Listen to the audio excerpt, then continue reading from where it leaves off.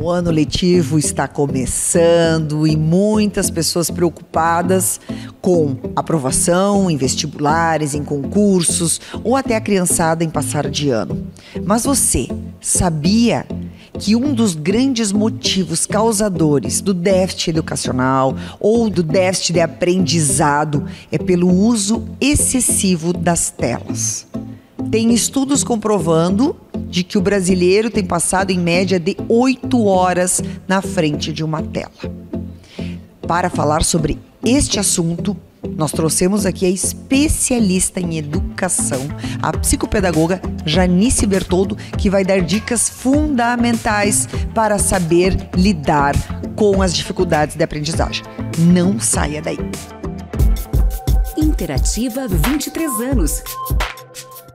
Aqui tem gente, aqui tem vida, aqui tem Unimed. Grupo Felite, levando felicidade para onde for. Distribuidora Santa Lúcia, a energia de quem sabe onde quer chegar.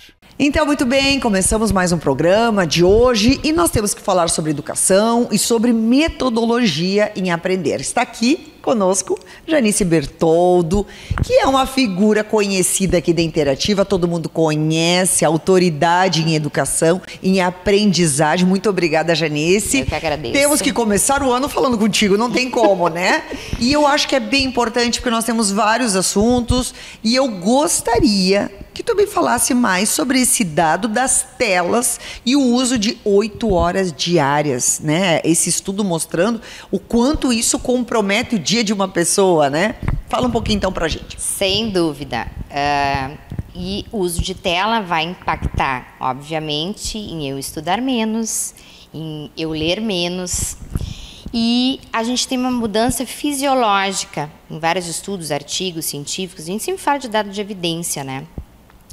E esse dado, é importante dizer o seguinte: o nosso cérebro, ele não é multitarefa. Nós somos multitarefas, então ele não é multifocal.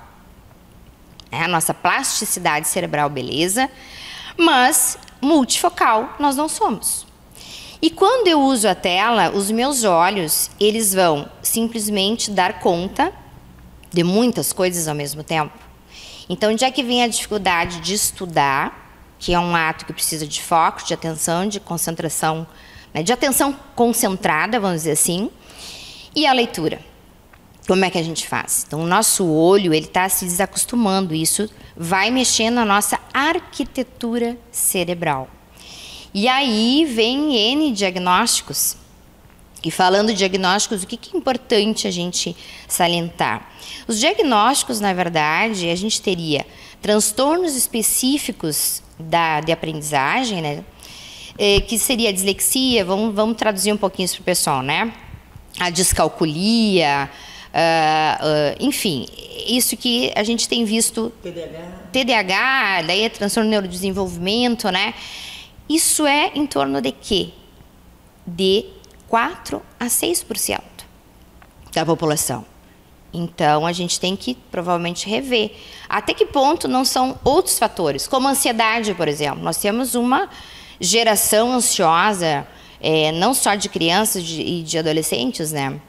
Mas nós temos adultos com sobrecarga de trabalho, e isso leva a um estresse, a um nível de ansiedade. Como é que eu faço uma seleção?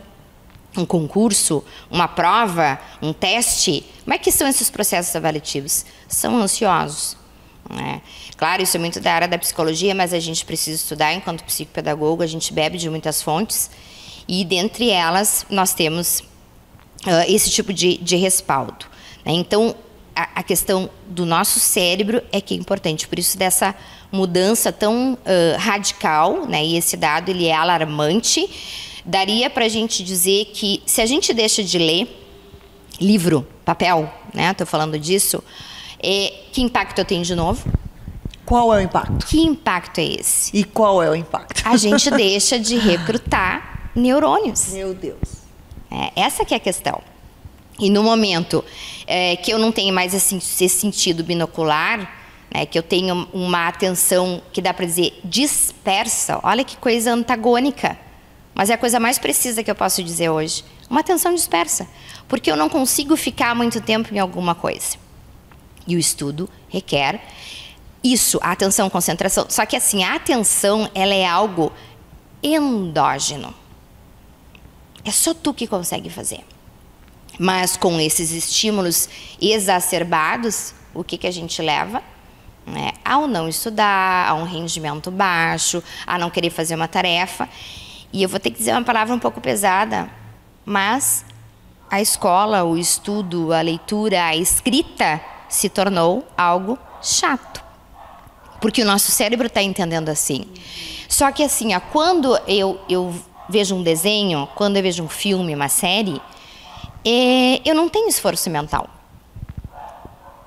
Essa que é a questão. E no momento que eu preciso fazer uma leitura, uma escrita, eu vou requerer. Aí que vem a questão do recrutamento, né? De eu recrutar os neurônios, porque é uma ação endógena. Com certeza. E a gente percebe, inclusive, no grau de envelhecimento das pessoas. As pessoas que exercitam a leitura, o xadrez, um carteado, ou qualquer atividade que faça, que tem que pensar mais, são velhos que têm uma lucidez maior do que aqueles que só ficam estagnados na frente de uma televisão, por exemplo. Que não precisam fazer muita força, ele só recebe, né? Só recebe informação. Mas voltando para a educação, em específico, o que eu gostaria que tu abordasse, que eu acho que é importante as pessoas terem essa consciência, da diferença, né? Da ansiedade como um processo que vai estar prejudicando teus estudos, né? E o quanto isso interfere no aprendizado e como controlar isso. Porque daqui a pouco, se eu estou estimulando o meu cérebro, né? Com alguns programas de internet, e eu já vi pesquisas, Janice, que mostram, né, que esses vídeos curtos, né, TikTok, Reels, Instagram, é tudo muito rápido. O teu cérebro vai se acostumando a ter estímulos, e são coisas engraçadas, são coisas rápidas. E isso vai fazendo com que tu cada vez fique mais viciado em ter esses eletrotransmissores que te causam aquela euforia de coisas engraçadas. Daqui a pouco eu tenho que desenvolver alguma coisa mais lenta, mais complexa, vai me bloquear. E eu vou entrar em pânico. Inclusive, tem pesquisas que estão mostrando que tem pessoas viciadas no celular, que se não ficam olhando a cada meia hora se tem uma mensagem, que tem que responder uma mensagem. E isso faz com que a pessoa se limite, né? Se autolimite. Fala um pouco sobre isso. O cérebro está entendendo que é uma prótese, né? O celular. E a gente consegue identificar a questão do vício. Eu vou entrar de novo na psicologia. Quando a gente faz o seguinte desafio para a meninada, né? Ou até para um adulto. Vamos ficar 1 hora sem mexer, sem consultar, né, o celular. E aí não consegue. Então aí já é um indício. Aí os pais têm que ficar atentos, os professores têm que ficar atentos, os profissionais que trabalham com essas pessoas, né? Porque muitos estão em alguma terapia. Isso pode ser indício de que eu estou me tornando viciado. Então não é uma questão de detonar. A tecnologia está aí, ela é maravilhosa, é o uso consciente disso, o uso saudável disso. Só que quem é que dá esse parâmetro para uma criança e para um adolescente? É o adulto. Mas tem idosos que estão viciados. Tem idosos que estão lá, como dizia a tia do WhatsApp. Na realidade, é uma tecnologia que, se a pessoa não tiver essa lucidez, ela acaba se viciando mesmo. Sim. E falando agora em provas, concursos, né? Santa Maria voltou agora no processo seriado, no processo de vestibular que pega os 3 anos. Isso causou um pouco de ansiedade para alguns adolescentes, porque eles vão se sentir testados no primeiro, no segundo e no terceiro. Precisa lidar com tranquilidade. É um processo também a ser trabalhado, né, Janice? Sim, sem dúvida. E aí, se eu não tenho esse hábito de estudar e inteligência emocional, que é aí que vem a questão de como que eu controlo a ansiedade, é tu saber identificar que tipo de ansiedade que está chegando naquele momento. Né? Eu sempre digo assim, ó, sempre trabalho com... A gente tem que se preparar antes desses processos seletivos, durante e depois. Porque daí, quando vem o resultado negativo de que eu não fui aprovado, como é que eu lido com isso? Gera mais ansiedade? Quando que eu vou conseguir passar? Né? Então, existem técnicas, inclusive, que psicopedagogo, neuropsicólogos, eles vão trabalhando quando se está em tratamento para que a gente consiga baixar, né, esse nível de ansiedade. Mas eu sempre digo assim, se a gente está preparado, não tem o que temer. Eu tenho segurança, só que assim, ó, tem uma pesquisa de uma uma pizza, tá? Que eu mostro para eles, bem interessante. Quando tu tem a sorte, 4%. Isso para os concurseiros em geral. Que eu também tenho público adulto, né? Concurseiro, claro. né? 4% é sorte. O restante é dividido em inteligência emocional e competência técnica, que é o estudo. Olha que bacana da gente saber disso. E eu mostro isso para os meus pacientes, né, os meus atendidos, para que eles vejam que o esforço ele é muito maior, não é chutar. Ah, eu sei chutar bem. Eu ouço isso no consultório. Sim, eu fiz um cálculo que teve tantas respostas na letra E e eu já vi que já tinha 5 E, então agora eu vou na B, porque na E não pode ser mais. Eles devem ter tanto... Tem gente que usa o raciocínio lógico para fazer um chute, né? Exatamente. E não é por isso. Então, tem isso mostrando para tudo que é concurseiro. Isso é geral. E aí vem... Bom, se eu estou falando de competência técnica, beleza, é a questão do hábito de estudo, é o como que eu estudo, que estratégia é essa que eu uso, e nem todo mundo está se realmente preparando, né, porque algo tá, aprender o conteúdo, mas lá, tu não quer o conteúdo, tu quer que ele saiba responder uma pergunta, então é exercício prático. E o que eu tenho Treino. mais visto, Janice, tu vai ter muito mais competência para falar da tua clínica, mas é a interpretação de texto. Sim. O pessoal não está sabendo interpretar. E eu não estou falando só de criança. Eu estou falando de um modo geral, não conseguem ler o que diz o enunciado. Seja uma questão de matemática, de geografia, de história. É a interpretação do texto. Porque não leem até o final. E às vezes está o pegarratão, o incorreto, o correto. Então, eu li. E aí vem o processo que eu tenho ensinado muito isso, né? A meninada também. E até pessoas adultas que querem fazer alguma outra coisa da sua vida, é leitura dinâmica.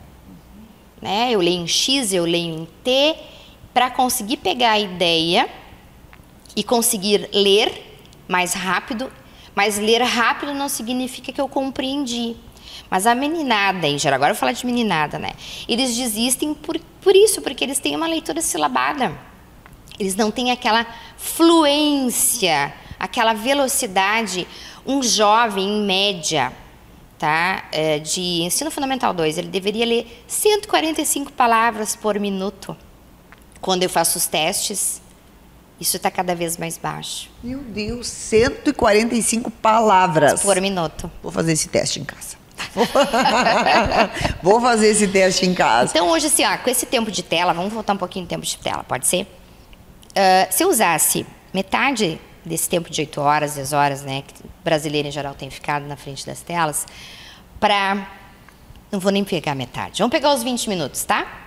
20 minutos de leitura todos os dias. Deixa eu dar um parâmetro para vocês. Eu teria 3.000 páginas lidas, isso seria 1 milhão de palavras, dá em torno de 22 livros lidos no ano. Olha que maravilha isso. Aí eu tenho mais narrativa, eu tenho mais repertório, eu vou ter mais interpretação e redação. As professoras de redação aí que me corrijam, mas é tudo, tu entendeu? A leitura rápida, a velocidade é que te dá compreensão, porque no momento que eu estou lendo silabado e devagar, eu vou desistir. Já perdi o que estava no parágrafo anterior. Exatamente. E aí eu fico ali papagaiando e eu perdi o fio da meada. Por isso que o Enem é cansativo, os textos são longos e as pessoas não vão ler tudo aquilo ali. O que eles me dizem? Eu vou direto na questão, depois se precisar eu procuro no texto. Meu Deus. E a gente sabe que a inteligência artificial, ela tem também interferido nesse sentido, né? Sim. Porque o que acontece? Hoje, muitos acadêmicos ficam fazendo... Não vou nem falar do Dr. Google, né? Não. Que é o Ctrl-C, Ctrl-V. Mas hoje a gente sabe que a inteligência artificial está determinando comportamentos, aprendizados. E isso também está influenciando na educação, né, Janice? Sim, porque se eu tenho alguém que faça isso, por que então eu vou fazer? Então tem o lado bom. Vamos pegar o pessoal mais velho, tá? O que tem acontecido? Os telemarketing, uma ligação do Banco do Brasil. Não quero ser marqueteira aqui, mas é porque a gente chega isso pra gente, a gente já viveu isso até com os pais ou com a gente mesmo. Aí vem todo aquele blá blá blá, que é uma inteligência artificial, e não era mentira, dizendo que tu gastou não sei quanto, né, de cartão de crédito, fez uma compra, e não é uma verdade. Então, as pessoas também estão usando a inteligência artificial de um modo ruim, negativo, né, e prejudicando. Então, eu estou dando um exemplo pessoal mais velho, né? E às vezes as pessoas não conseguem entender que elas vão acreditar. O que tu tem que fazer numa situação dessa? Desliga e vai falar com o teu gerente de conta, ou vai consultar a tua conta. É a única maneira que tu tem de ter, né, um dado verdadeiro e não fake. E aí a meninada leva assim também para o consultório, né? Eu usei tal aplicativo para embaralhar lá, peguei um texto em inglês, embaralhou e aí entreguei a redação. Então ele não exercita aquilo que ele precisa. Aí que vem aquilo que eu falei antes, de um cérebro que está ficando lentificado, que está mudando a nossa estrutura cerebral. Então a gente tem que ter cuidado. E isso também leva naquelas pesquisas do QI, né, Janice? Ah, sim. Sim. Nós temos um dado novo em relação ao ano passado, acho que é importante a gente trazer isso. Houveram pesquisas na Idade Média, né, as pessoas em geral tinham um QI de 125.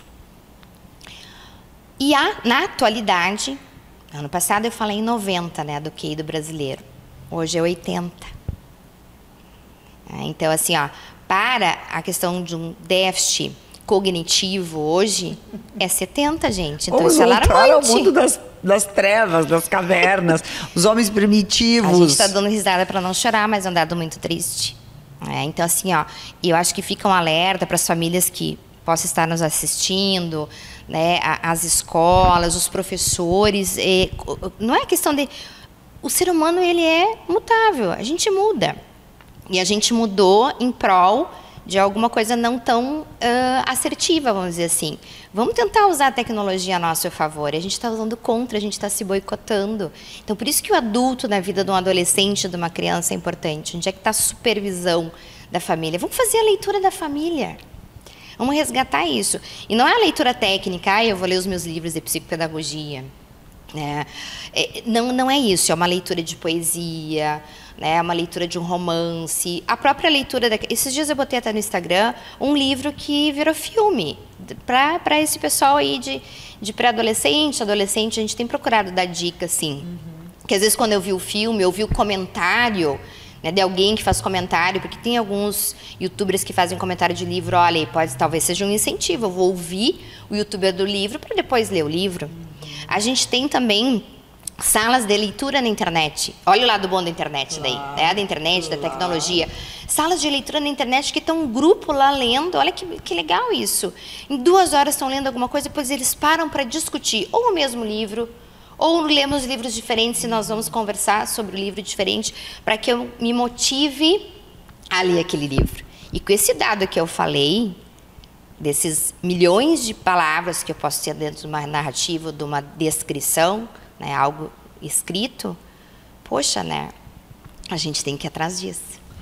São dados preocupantes, né, tanto do déficit e a diminuição do QI, quanto a questão de 8 a 10 horas na tela. O quanto talvez nós estamos formando uma geração alienada e estamos entrando neste processo de alienação. E isso é preocupante, né? Porque daqui a pouco não é só o conhecimento em si, mas até uma questão funcional de neurônios, de cérebro, de plasticidade cerebral. Eu acho que isso é um item também a gente tem que falar, porque às vezes as pessoas acham que é só, não me interessa, isso não me interessa, tal coisa não me interessa, mas o que te interessa? O que tu tem aprendido? O que realmente tem despertado? Então, eu quero fazer o alerta para as pessoas, para os pais, né, para os adolescentes, inclusive... para os adultos, né, o quanto é necessário ter essa atenção, né, com o aprendizado, com o aprender a aprender. Até ontem eu ia postar um negócio que eu achei interessante. Quando é que foi a última vez que você fez a primeira coisa pela primeira vez, né? Fazer coisas novas. Isso. E isso também eu acho que é uma coisa importante, porque também o cérebro aprende desta forma, né, Janice? Sim, a questão da aprendizagem é isso, é quando tu aprende algo novo, senão não é aprendizagem. Né? E eu acho que é algo também importante da gente deixar registrado aqui, né? Crianças de 0 a 6 anos, por favor, observem e tentem não dar telas. Eu ter meu primeiro celular, vamos tentar deixar lá pelos 10? Item importante. Tem uma bandeira no Brasil e no mundo. Vamos banir o celular das escolas? Já ouviram falar sobre isso? Rio de Janeiro, Minas Gerais, São Paulo já tem escolas públicas e particulares com esse levante. Dinamarca, Inglaterra, eu estou falando de países fora e do nosso. Então, há uma preocupação planetária, gente, não é uma preocupação local, Santa Maria, Rio Grande do Sul, Brasil, não estou falando disso, né? Então, assim, e às vezes a gente vê, lembra a gente falava de babá eletrônica, né? Que era a TV. Quem é que se tornou babá eletrônica hoje das crianças? O celular, o tablet. Por que a gente não brinca? É isso, tem que brincar, tem que dar brinquedo de criança. Né? Por quê? Porque eu estou tendo ali atividades desenvolvimentais. Aí daqui a pouco eu tenho uma criança que não sabe ir ao banheiro, lavar uma mão, puxar uma descarga. Tudo isso, toda essa parte psicomotora da praxia. Daqui a pouco não sabe cortar um pão e colocar uma chininha em cima. Isso é importante para escrita, para uma letra bonita, para uma letra legível, eu diria. A praxia fina, ela depende dessa praxia motora ampla, que eu deixei meu filho se sujar para comer, que eu deixei ele na areia, brincar com terra. Vamos brincar mais ao ar livre. Né? Então, assim, vamos fazer esse levante. Não é nada contra a tecnologia, mas é usar ela em benefício. Um uso consciente, um uso saudável. É só isso. Por que eu posso ter um tempo para ir na pracinha, mas para ir para o celular não tem tempo? Gente, tem que ter tempo. O que eu digo no consultório? Qual é a minha orientação? Crianças, 1 hora por dia. Ah, mas eu vou tirar durante a semana e vou deixar só final de semana. Não precisa. Faz parte da vida do teu filho. Não, vamos ser assertivos. Não precisa radicalismo nisso. E aí, ali na puberdade, os adolescentes... olha só que interessante. Né? O ciclo vital hoje da adolescência, ele é dos 12 aos 24 anos, em torno de 20 anos. Nossa, o pessoal me olha que tardio. Sim, as pessoas saem cada vez mais tarde de casa, porque não querem fazer coisas que antes, pessoas da nossa geração queriam ter a sua casa, né? A sua casa própria, o seu carro, querem dirigir. A gente vê a meninada de 18 anos não querendo dirigir, não tirar carteira. Como assim? Processo seletivo. Medo de fazer prova. E não é a prova prática, é a prova escrita. Porque tem que estudar. Então, assim, são mais alguns alertas, assim, observações, eu diria. Né? Então, o tempo de tela para esses demais, vamos dizer assim, 2 horas. Só que, quando eu falo em tela, eu não falo só em celular, é telas, é TV. Que eu sei que eles não são muito de TV, mas, assim, é tablet, é celular, é tudo. É que hoje o celular, né, Janice, ele não é mais um aparelho de telefone, né? Ele é um computador de pesquisa, de entretenimento, de registro, de fotos, de grupos, né? Então, ele é um computador de bordo que a pessoa carrega e faz tudo ali. A gente tem a vida ali, né? Tem a vida ali, pesquisa ali. E essa semana eu conversei com umas pessoas assim que não vão dormir antes de ficar ali vendo videozinho engraçado e que ficam viciadas ali, ficam ali 1 hora até dar sono. Só que não dá sono. Vai despertar, a gente deveria deixar o celular 2 horas antes de ir deitar. Então, por isso da rotina que a gente falou num outro programa, né? Então, rotina para estudar. Rotina do levantar, rotina para as nossas, enfim, os nossos lanches, para se alimentar. Rotina para tomar banho, rotina para estudar, rotina para ir dormir. Se não tiver rotina, tu não consegue criar um esquema de aprendizado. E essas pessoas que usam o celular, por exemplo, com alguns videozinhos ou músicas relaxantes antes de dormir, tu acha que isso também atrapalha? Não, se for a música sem imagem, porque o problema é a imagem, se for. Entende? A imagem. A imagem, ela...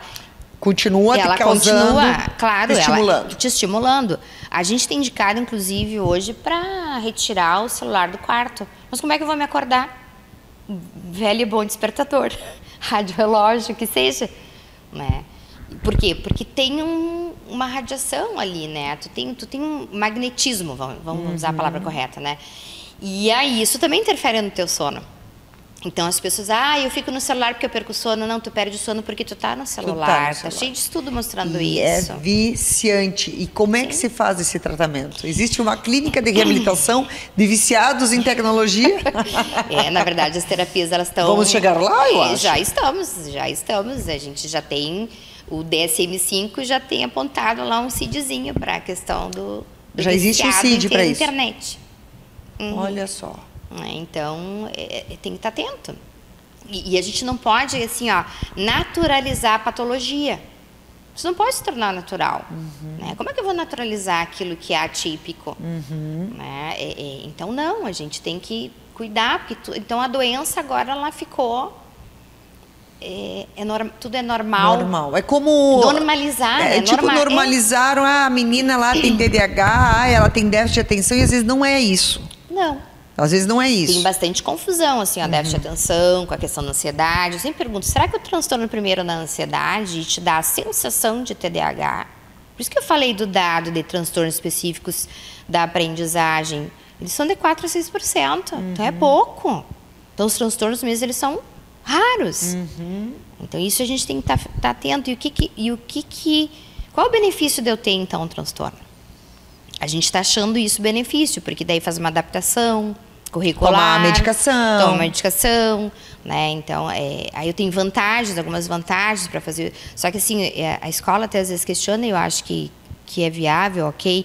Sim, mas quando a gente passar por processos seletivos, a gente não vai ter toda essa adequação de estrutura. Vai ter uma vaga específica para quem tem déficit de atenção. Aí vem as cotas, ok, né? Mas entende assim, ó, tu tem 1 hora de prova para um TDAH. Claro, uma dislexia, dependendo do tipo do grau, tu vai ter um ledor, ok? Né? Tem o outro lado, mas tem pessoas que estão correndo atrás de diagnósticos com a ideia de, eu vou me dar bem, né? E não é, gente, não dá para normalizar isso. Com certeza. Isso a gente tem que ficar atento, né? É uma conscientização. Mas, exatamente. Janice, adorei nosso bate-papo. Fica o alerta, então, que esse ano seja um ano produtivo, de muito aprendizado. De mais leitura, de mais leitura. Fica o alerta, eu acho que isso é importante. A gente dá uma mexidinha de novo, né? Da gente dizer, estamos criando hábitos saudáveis ou não, né? Isso aí. Muito bem, muito obrigada, Janice. Eu que agradeço o convite mais uma vez. Até uma próxima.